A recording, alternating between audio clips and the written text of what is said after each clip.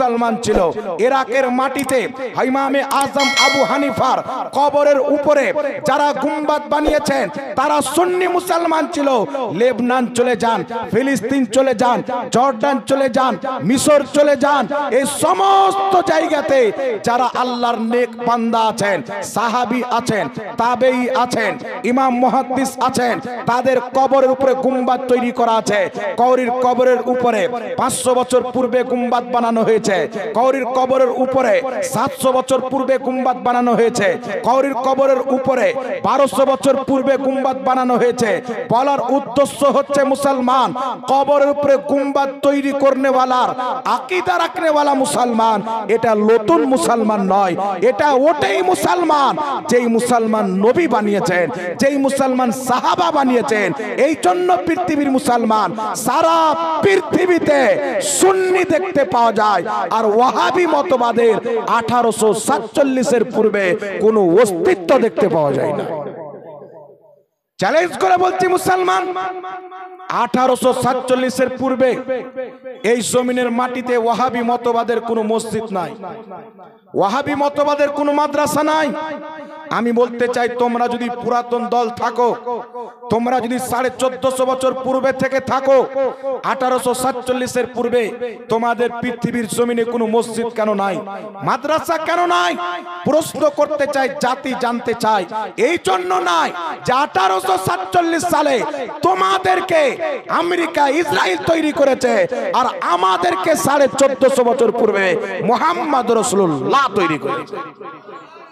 আমাদের অস্তিত্ব খুঁজো। মসজিদে নববী শরীফ সুন্নিদের মসজিদ, এটা আমরা প্রমাণ করব।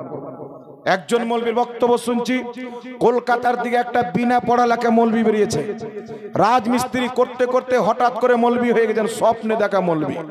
তো স্বপ্নে তো মানুষ অনেক কিছু দেখে, ঘুমিয়ে আছে খাটের উপরে, দেখছে আমি জান্নাতে শুয়ে আছি, স্বপ্নে বিভিন্ন জিনিস সম্ভব। এই মৌলবী বক্তব্য দিচ্ছে, তাজমহল আমাদের, কুতুব মিনার আমাদের, লাল কিলা আমাদের। মুসলমান পরিষ্কার হয়ে যান, খোদার কসম খেয়ে বলি, তাজমহল বানানেওয়ালা শাহজাহান বাদশাহ ওয়াহাবি মতবাদের ছিলেন না, সুন্নি মতবাদের ছিলেন। কুতুব মিনার বানানেওয়ালা সুন্নি ছিলেন, লাল কিলা বানানেওয়ালা সুন্নি ছিলেন। এই দেশের মাটিতে যত বাদশাহ এসেছে সবাই সুন্নি এবং হানাফি ছিল মুসলমান। একটা বাদশা দেখা কোন মায়ের লাল যে ওয়াহাবি মতবাদের ছিল? একটা বাদশা কিয়ামত তো আসা সম্ভব, কোন মায়ের লাল একজন বাদশা ওয়াহাবি ছিল দেখাতে পারবে না। কেন ছিল না? এই ভারতবর্ষের মাটি অখণ্ড ভারত ওয়াহাবি মতবাদ থেকে পাক এবং পবিত্র দেশ ছিল। এই নোংরা ডুমু ঢুকেছে 1800 সালে, ইংরেজদের যুগে ঢুকেছে মুসলমান, এদের পূর্বে কোনো অস্তিত্ব ছিল না। আপনাকে বোঝানোর উদ্দেশ্য হচ্ছে, একটা দল যদি জান্নাতি দল হয়, সঠিক দল হয়, তার কানেকশন নবী থেকে থাকবে, তার পূর্বে 1450 বছর পূর্বে তার নিশানি পাওয়া যাবে, তার মতদর্শের লোক পাওয়া যাবে। আমি এক জায়গায় বক্তব্য দিয়েছিলাম, আমাকে বলছেন হুজুর আপনাদের আকীদার মেল পূর্বের মুসলমানের সাথে পাওয়া যায় না। আপনারা বেরেলি তো 150 বছর পূর্বে তৈরি হয়েছে, আলা হযরত তো 150 বছর পূর্বে। আমি বললাম শোনো, বেরেলভি কোনো নতুন ফিরকা নয়, ইংরেজদের জামানায় ওয়াহাবি মতবাদের ইমাম আহলে হাদিসদের মাথার তাজ ইসমাইল দেহলভি যখন নিজের কিতাব সিরাতে মুস্তাকিম 148 পৃষ্ঠার মধ্যে লিখেছিল, নামাজের মধ্যে যদি গরু ছাগলের স্মরণ চলে আসে নামাজ হয়ে যাবে, কিন্তু নবীর স্মরণ আসলে নামাজ হবে না। ইংরেজরা যখন দেখলো ভারতের মাটিতে রাজত্ব যদি করতে হয় মুসলমানদের একতাকে নষ্ট করতে হবে, মুসলমানদেরকে ভাগ করতে হবে, তখন তারা মোহাম্মদ বিন আব্দুল ওয়াহাবের নজদির আইডিওলজিকে আরব থেকে ধার করে ভারতের মাটিতে ইসমাইল দেহলভিকে বসালো। সে নিজের কিতাব তাকওয়াতুল ঈমানে লিখলো, নবী মোরে মাটির সাথে মিশে গেছেন। সে তাকওয়াতুল ঈমানে লিখলো, নবীর সম্মান বড় ভাইয়ের মতো করতে হবে। সে তাকওয়াতুল ঈমানে নবী ওলিকে জামার চাইতো নিকৃষ্ট লিখলো। তারপরে দেওবান মাদ্রাসার আশরাফ আলী থানভী ইংরেজি হুকুমাতের 600 টাকা করে বেতন নিয়ে আকীদা লিখলো। হিফজুল ঈমানের 8 নাম্বার পৃষ্ঠায় নবীকে যতটুক ইলমে গায়েব আছে, প্রত্যেক জানোয়ারকে আছে, প্রত্যেক পাগলকে আছে। দেওবান মাদ্রাসার প্রতিষ্ঠাতা কাসিম নানতাবি নিজের কিতাব তাহজুরুন নাসের 25 পৃষ্ঠার মধ্যে লিখলো নবীর পরে নতুন নবীর জন্ম নেওয়া সম্ভব। দেওবান মাদ্রাসার গুরু বারাহিনে কাতিয়ার মধ্যে লিখলো নবীর জ্ঞান চাইতে শয়তানের জ্ঞান বেশি। তবলিগি জামাতের প্রতিষ্ঠাতা ইলিয়াস কান্দেওয়ালির পীর রশিদ আহমদ গাঙ্গোহী ফাতাওয়া রশিদিয়ার মধ্যে লিখলো আল্লাহ মিথ্যা বলতে পারে। এই ধরনের নোংরা আকীদা লিখে মুসলমানকে ভাগ করা হচ্ছিল, নবীর তাওহীন করা হচ্ছিল, আল্লাহকে মিথ্যা বলা হচ্ছিল। ওই সময়তে মুসলমান এইগুলো আকীদাকে দেখে মুসাল্লাতে কান্না করে করে চোখের পানি ফেলে আল্লাহর কাছে দোয়া করতেছিলেন। কেউ খাজা মঈনুদ্দিন চিশতির মাজারে দুই হাত তুলে তার ওসিলা দিয়ে আল্লাহর কাছে ফরিয়াদ করছিলেন। কেউ কাবা ঘরের গিলাফকে ধরে কান্না করতেছিলেন, কেউ নবীর রওজাতে কান্না করতেছিলেন। সকলের সামনে একটি দোয়া ছিল, আল্লাহ আমাদের বাড়ি যদি জ্বলে যায় আমরা সহ্য করে নিব, আমার বেটা শহীদ হয়ে যায় আমরা সহ্য করে নিব, আমাদের স্ত্রী বিবাহ হয়ে যাক আমাদের সহ্য হয়ে যাবে। ইমামে হোসেন 6 মাসের সন্তানকে শহীদ করিয়েছিলেন, আমাদের তারিখ ইতিহাস রয়েছে। কিন্তু রব্বে কাদির আজ তোমাকে মিথ্যাবাদী বলা হচ্ছে, তোমার নবীর জ্ঞানকে জীবজন্তু পশু পাখির সাথে মিশিয়ে দেওয়া হচ্ছে, তোমার নবীর স্মরণ নামাজের মধ্যে গরু ছাগলের স্মরণ চাইতে নিকৃষ্ট বলা হচ্ছে। তোমার নবীর প্রতি সাহাবা বাপকে কুরবান করেছেন, বেটাকে কুরবান করেছেন, গোষ্ঠীকে কুরবান করেছেন, আজকে সেই নবীকে বড় ভাইয়ের সমতুল্য বলা হচ্ছে। তুমি তোমার নবীকে অসংখ্য জ্ঞান দান করেছো, কিন্তু তোমার নবীর জ্ঞানকে শয়তানের চাইতে কম বলা হচ্ছে। আল্লাহ আমাদের জীবন চলে যাক, কিন্তু এমন একজন মুজাহিদকে পাঠিয়ে দাও যে তোমার নবীর ইজ্জতের হিফাজত করবে, এমন একজন আলিমকে পাঠিয়ে দাও যে তোমাকে সত্যবাদী প্রমাণ করবে। আল্লাহর কসম কে বলি, অখণ্ড ভারতের মুসলমান মুসাল্লাতে বসে বসে যখন কান্নাকাটি করতেছিলেন, খোদার কসম কে বলি ওই সময়তে আলা হযরত বারেলির মাটিতে এসেছিলেন, আল্লাহ তাকে পাঠিয়েছিলেন। ইমামে আহলে সুন্নাত আলা হযরত 1000 চাইতে বই লিখে প্রমাণ করে দিয়েছেন আমার নবীর মতন জ্ঞান পৃথিবীতে আল্লাহ কাউকে জ্ঞান দান করেনি। আল্লাহ কোনোদিন মিথ্যা বলতে পারে না। নবীর সম্মান আল্লাহর পরে সবচাইতে বেশি, নবী পাকের জ্ঞান সৃষ্টির সবচাইতে বেশি। ইমামে আহলে সুন্নাত আলা হযরত সারা পৃথিবীতে 1000 কিতাব লিখে ওয়াহাবি দেওবন্দীদের আল্লাহ এবং রাসূলের গুস্তাখি করার এমন ভাবে পোস্টমর্টম করেছেন যে সারা পৃথিবী ইমামে আহলে সুন্নাতকে আলা হযরত বলতে বাধ্য হয়েছে মুসলমান। এই বেরেলি দল, এটা কোনো বেরেলি দল নয়। যদি কোনো আপনার গ্রামে রাস্তা গাড্ডা হয়ে যায়, নতুন সরকার ধরেন কালকে কংগ্রেসের সরকার চলে আসলো, 26 সালে ভোট হবে পশ্চিমবঙ্গে, কংগ্রেস সরকার এসে তৃণমূল সরকারের বানানো রাস্তাতে যদি আপনার নতুন করে রিপেয়ারিং করে গাড্ডাগুলোকে, তারপরে বোর্ড যদি লাগিয়ে যায় কংগ্রেস সরকারের পক্ষ থেকে বানাচ্ছেন, তাহলে রোডটা নতুন হয়ে যায় না, রোড তো পুরাতনই আছে। তো বেরেলি কোনো নতুন ফিরকা নয়। তোমরা আল্লাহকে মিথ্যাবাদী বলেছিলে, তোমাদের দাঁত ভাঙা জবাব আলা হযরত দিয়েছিলেন। নবীর জ্ঞানকে জানোয়ারের সাথে তুলনা করেছিলে, জবাব আলা হযরত দিয়েছিলেন। তোমাদের আমাদের মধ্যে তফাৎ হচ্ছে, যারা নবীর গুস্তাখি করেছিল তোমরা তাকে মাথার তাজ বানিয়েছো, আর আমরা যে আলা হযরত নবীর ইজ্জতের পাহারা দিয়েছেন তাকে মাথার তাজ বানিয়েছি। আমাদের তাদের মধ্যে তফাৎ। মাথার তাজ তারাও বানিয়েছে, ইমাম তারাও মেনেছে, ইমাম আমরাও মেনেছি। তারা ইসমাইল দেহলভিকে মেনেছে, আশরাফ আলী থানভীকে মেনেছে, ইবনে আব্দুল ওয়াহাব নজদীকে মেনেছে। আমরা নবী পাকের আশিক ইমাম আহমদ রাজা আলা হযরতকে মেনেছি। এই জন্য পৃথিবীর মুসলমান আমাদের অস্তিত্ব পুরাতন নয়। তারপরে আমাকে লিখছে বেরেলির আলা হযরত সর্বপ্রথম নবীকে হাজির নাজিরের আকীদা দিয়েছেন। এর পূর্বে কোন মুসলমানের আকীদা নবী হাজির নাজির ছিল না, এটা আহমদ রাজার দেওয়া আকীদা। সুতরাং আপনাদের ধর্মের বয়স হচ্ছে 150 বছর। আমি তার কান ধরে শেখ আব্দুল হক মুহাদ্দিস দেহলভির লেখা কিতাব তাকে দেখালাম। কিতাবটির নাম হচ্ছে আখবারুল আখিয়ার। সেই কিতাব খুলে দেখালাম, এই ভারতবর্ষের মাটিতে সর্বপ্রথম কাঠের নৌকাতে করে মদিনা থেকে যিনি হাদিসের কিতাব এনেছেন তিনি হচ্ছেন আব্দুল হক মুহাদ্দিস দেহলভী। একটু জোরে হবে না সুবহানাল্লাহ।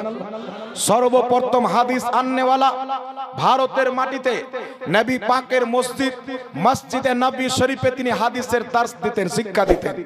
আমার নবী স্বপ্নে এসে বলেছিলেন আব্দুল হক ভারতে গিয়ে শিক্ষা দাও। আমার মঈনুদ্দিন ভারতে ইসলাম প্রচার করে দিয়েছেন, শিক্ষাটা তুমি গিয়ে দাও। শেখ আব্দুল হক মুহাদ্দিস দেহলভী আপনার বাক্সুতে করে কিতাব নৌকাতে চেপে মাসকে মাস সমুদ্রর সাফার করে এই ভারতের মাটিতে এসে হাদিসের শিক্ষা দান করেছেন। তার জন্য ওয়াহাবিও তিনাকে মানে, দেওবন্দিও তিনাকে মানে, কাদিয়ানিও তিনাকে মানে, তবলিগীও তিনাকে মানে।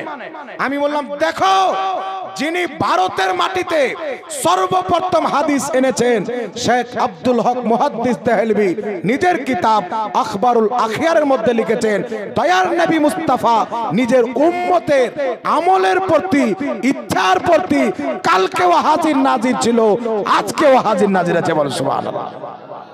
এটা আহমদ রাজার আকীদা নয়, এটা সাহাবা কেরামের আকীদা, যেটা তোমরা মিটিয়ে দিতে চেয়েছিলে আহমদ রাজা দ্বিতীয়বার ফুল ফুটিয়ে দিয়েছে। বল সুবহানাল্লাহ। এই জন্য বলতে চাই মুসলমান, শুধু তাই নয়, আমি তাকে বললাম উঠাও কিতাব ইমাম বুখারী রাহমাতুল্লাহ আলাইহি লেখা বুখারী শরীফ, সহিহ বুখারীর দুনিয়ার সবচাইতে গ্রহণযোগ্য শ্রেষ্ঠ ব্যাখ্যার কিতাব ফাতহুল বারী। এই ফাতহুল বারীর মধ্যে ইমাম ইবনে হাজার আসকালানী রাহিমাহুল্লাহ লিখতেছেন, আমাদের সালাফগণ কে লিখছেন? ইমাম ইবনে হাজার আসকালানী, উনি নিজেই সালফে চলে, আর উনি লিখছেন নিজের কিতাবের মধ্যে যে আমাদের সালাফগণ স্বপ্নে রাসূলুল্লাহকে দেখেছে, আবার ডাইরেক্ট রাসূলুল্লাহকেও দেখেছে।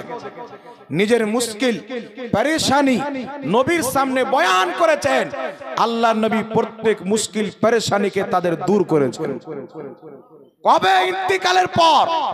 ওয়াহাবী মতবাদের আকীদা নবী মরে মাটির সাথে মিশে গেছেন, কিন্তু মুসলমানের আকীদা হচ্ছে নবী আজ পর্যন্ত কবরে জিন্দা, যেখানে ইচ্ছা আমার আল্লাহ শক্তি দিয়েছেন যেতে পারে। আর একটু জোরে হবে না সুবহানাল্লাহ। আমার আল্লাহ শক্তি দিয়েছে। এই জন্য পৃথিবীর মুসলমান ইমাম আহমদ রাজার ওটাই আকীদা, যেটা শেখ আব্দুল হক মুহাদ্দিস দেহলভীর আকীদা। ইমাম আহমদ রাজার ওটাই আকীদা, যেই আকীদা ইমাম ইবনে হাজার আসকালানীর আকীদা। ইমাম আহমদ রাজার ওটাই আকীদা, যেটা হচ্ছে ইমাম জালালউদ্দিন সিয়ুতির আকীদা। ইমাম আহমদ রাজার ওটাই আকীদা, যেটা ইমাম কাসতালানীর আকীদা। ইমাম আহমদ রাজার ওটাই আকীদা, যেটা নবী মুস্তাফার সাহাবা আকীদা। জোরে বল সুবহানাল্লাহ। এই জন্য এই পৃথিবীর মাটিতে এমন কোন মায়ের লাল নাই যা আলা হযরতের কোন একটি আকীদাকে নতুন আকীদা প্রমাণ করবে। আলহামদুলিল্লাহ, আজ পর্যন্ত ভারতবর্ষের মাটিতে খাজা পাকের মাননেওয়ালা, নিজামউদ্দিন আউলিয়ার চাহনেওয়ালা, বাবা ফরিদউদ্দিন গঞ্জে সাকারের নকশে কদমে চলনেওয়ালা, ইমাম আহমদ রাজার মাসলাকে মাননেওয়ালা আলিম উলমা জিন্দা আছে। সারা পৃথিবী যারা আলা হযরতের বিপক্ষে ভগভগ করে, চ্যালেঞ্জ করতে চায়, কিয়ামত চলে আসবে, ইমাম আহমদ রাজার একটা আকীদাকে তোমাদের বাপ দাদা, তোমাদের পীর, তোমাদের ইমামগণ ভুল প্রমাণ করতে পারেনি, কিয়ামতের সকাল পর্যন্ত তোমরাও পারবে না। মুসলমান এদের বাপ দাদা কত মুনাজারা করেছেন, আলা হযরতের প্রতি ডিবেট করেছেন, সব জায়গাতে জুতা খেয়ে পালিয়েছে মুসলমান, ইমাম আহমদ রাজাকে ভুল প্রমাণ করতে পারেনি। একটু জোরে হবে না সুবহানাল্লাহ। এই জন্য আপনাদেরকে বুঝাতে চাই, আপনাদেরকে বলতে চাই যে ইমাম আহমদ রাজার নাম আমরা বেশি এই জন্য নিই, আপনার জীবনে অনেক কেউ সাহায্য করে। আপনি স্কুলে পড়তে যাচ্ছেন, টাকা নাই, গরিবের ছেলে, একজন ৫,০০০ টাকা দিয়ে দিল, ওটা একটা হেল্প হলো। আপনি বিয়ে শাদী করতে যাবেন, ওখানে আপনার কেউ সাহায্য করে দিল, বিভিন্ন জায়গাতে জীবনে সাহায্য করে দিল, সেটাও হেল্প। কিন্তু আপনি যদি কোনো সমুদ্রতে ডুবেন, আপনি কনফার্ম করে নিয়েছেন আমি তো সাঁতার জানি না, মরে যাব, ওই সময়তে আপনাকে কেউ যদি হাত বাড়িয়ে নৌকা নিয়ে গিয়ে আপনাকে মরা মানুষে বাঁচিয়ে নেয়, ডুবতে যাচ্ছিলেন বাঁচিয়ে নেয়, এই অনুদান, এই হেল্প, এই সাহায্য আপনি জীবনে ভুলবেন না। সবারই সাহায্য ভুলে যাবেন, এটা কোনোদিন ভুলবেন না। দিনের খিদমত তো খাজা মঈনুদ্দিন চিশতিও করেছেন, সমস্ত উলামায়ে আহলে সুন্নাত আল্লাহর দিনের খিদমত করেছেন। কিন্তু বরেলির আলা হযরত ডুবতি হুই কश्ती को तराया है, আহলে সুন্নাত ওয়াল জামাতের আকীদা হাবুডুবু করতেছিলেন। 1000 চাইতে বেশি কিতাব লিখে আহলে সুন্নাত ওয়াল জামাতকে, হানাফি মাযহাবকে এমন ভাবে তাকওয়িয়াত দান করেছেন, শক্তি দান করেছেন, তার কাজকে এমন ভাবে শক্তিশালী করেছেন যে কিয়ামত পর্যন্ত পাহাড় হিলানো সম্ভব হবে, আহলে সুন্নাত ওয়াল জামাতের আকীদা হিলানো সম্ভব হবে না। এজন্য আমরা ডাঙ্কার চোটে বয়ান করি, আলা হযরত যা লিখেছেন আমরা ডাঙ্কার চোটে বয়ান করি। আলা হযরত লিখেছেন নবী হাজির নাজির, আমরা মানি। বসো কোনো মায়ের লাল যদি থাকো তো, ডাঙ্কার চোটে বয়ান করি, কারণ আমরা চোর নয়, আমাদের কাছে দলিল আছে। ওয়াহাবি মতবাদ এত লজ্জিত, এত লাল, এত লজ্জিত এবং এত আপনার নিকৃষ্ট, তাদের বাপ দাদা যে আকীদা কিতাবের মধ্যে লিখেছে তারা জালসায় বলতে পারবে না, বললে তাদের পাবলিক জুতালিয়ে মারবে। আমাদের ইমাম যা লিখেছে মসজিদের মেম্বারে ডাঙ্কার চোটে বয়ান করি, এটা আলা হযরতের আকীদা। জালসার মেম্বারে বয়ান করি, যেখানে যাই আলহামদুলিল্লাহ, সারা বাংলার মাটিতে, আসামের মাটিতে, ত্রিপুরার মাটিতে, সব জায়গাতে আলহামদুলিল্লাহ সুন্নি তো সুন্নি, তবলিগ জামাতের জালসাতে গিয়ে মাসলাকে আলা হযরতের ঝান্ডা গেড়েছি। হুগলির মাটিতে তবলিগি জামাতের লোক দাওয়াত দিয়েছিলেন, ইমামে আহলে সুন্নাতের প্রত্যেকটা আকীদাকে ডিফেন্ড করেছি, কোরআন হাদিস থেকে দলিল, আর ডাঙ্কার চোটে বয়ান করছি আমাদের ওটাই আকীদা যেটা আহমদ রাজার আকীদা, কারণ আহমদ রাজার ওটাই আকীদা যেটা মুহাম্মদ রাসূলুল্লাহর দেওয়া আকীদা। আজ পর্যন্ত কোন ওয়াহাবি সুন্নি নয়, নিজের জালসাতে তাদের আকাবিরের আকীদা বয়ান করুক, চ্যালেঞ্জ থাকলো, পারবে না। কোন দেওবন্দি বয়ান করুক, পারবে না। তারা জানে যে আমাদের আকাবির ইংরেজদের পা চেটে নোংরা আকীদা লিখে গেছে, নোংরা আকীদা। তো তোমার যে আকাবিরের আকীদা, তোমাদের যে কিতাবে লেখা আছে, এখন তোমরা ভয়ে বয়ান করতে পারছো না, তো কোন মুখে বলো যে আমরা হক পথে আছি? এটা তো মুনাফিকি হলো। কিন্তু দেখো বেরেলিদের আলিমকে, খাজা মঈনুদ্দিন চিশতির মাননেওয়ালা সুন্নি সহিউল আকীদা মুসলমানকে যেই জায়গাতে যায় ডাঙ্কার চোটে আপনা আকীদা বয়ান করে, কারণ আমরা জানি আমাদের আকীদা পুরাতন নয়, আমাদের ওটাই আকীদা যেটা আজমিরের খাজা মঈনুদ্দিন চিশতির আকীদা, আমাদের ওটাই আকীদা যেটা পাকিস্তানের লাহোরের দাতা আলী হুজবেরির আকীদা, আমাদের ওটাই আকীদা যেটা বাগদাদের গৌসে আজমের আকীদা, আমাদের ওটাই আকীদা যেটা কুফার ইমামে আজম আবু হানিফার আকীদা, আমাদের ওটাই আকীদা যেটা কারবালার ইমামে হুসাইনের আকীদা। আলহামদুলিল্লাহ আমাদের ওটাই আকীদা যেটা নবীর সাহাবী আবু বকর উমরের আকীদা। বল সুবহানাল্লাহ। এই জন্য পৃথিবীর মুসলমান সতর্ক থাকতে হবে, নিজের আকীদার প্রতি পাহাড়ের মতন অটল থাকতে হবে। চায়ের দোকানে কে কি বলে দিল, মোবাইলের মধ্যে ঘুমটা পড়ে একটা হাদিসকে জয়ীফ বলে দিল, আর আপনি বিশ্বাস করে নিলেন। গুগল থেকে বাংলাতে দেখাচ্ছে হাদিস জয়ীফ, তো ওই গুগলে যে হাদিসটাকে জয়ীফ লিখেছে ওটাও ওয়াহাবি মোল্লা লিখেছে, ইমাম নয়। এই জন্য সতর্ক থাকতে হবে, দিন চায়ের দোকানে নিতে হবে না। আমার নবী সাল্লাল্লাহু আলাইহি সাল্লামের শরীয়তে গায়রে মুফতিকে ফতোয়া দেওয়া হারাম।